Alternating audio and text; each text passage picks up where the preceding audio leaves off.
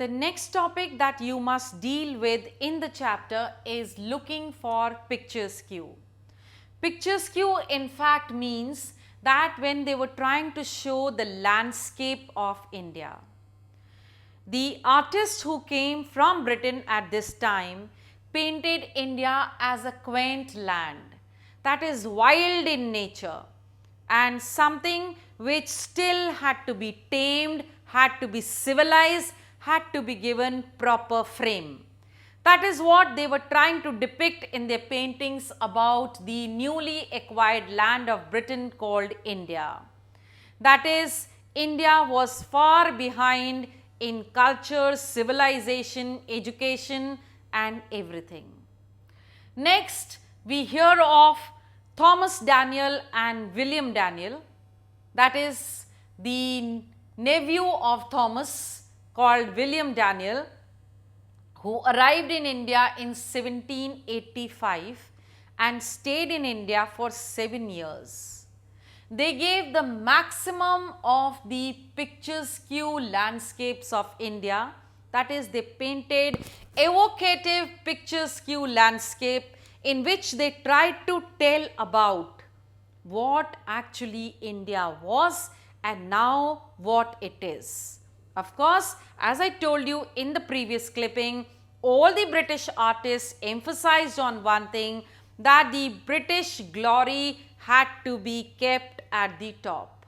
So, in these landscape paintings also, they tried to depict the same thing, that the past of India, that is when the Britishers were not there, was horrified and the present of India had become modernized thanks to the British Empire. Now, their evocative picturesque landscapes were painted in oil paints and engravings, and this was shown to the selective people of Britain who actually wanted to buy more and more of it to get an insight into what India actually was. There are two paintings which have been shown in your textbook.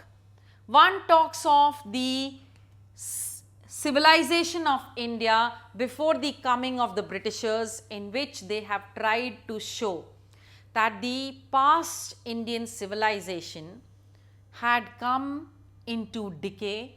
Now it was no more at the zenith, at the peak of their glory, and everything had gone haywire. Nothing was good about the country. It was in total ruins.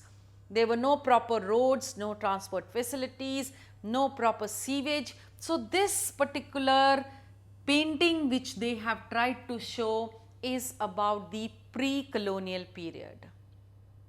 Then there is a second painting of the late 18th century Calcutta which they have painted, in which they show that there are huge buildings, wide avenues, proper lanes and all modern types of transport and communication.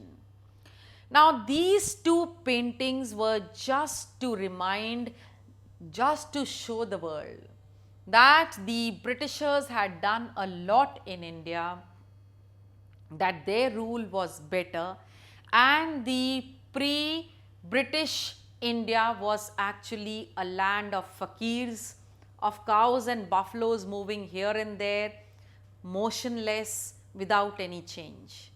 Whereas the late 18th century Calcutta, as they have painted, was just to show that everything was in motion, there was proper development, people were happy and everything seemed to be at right place.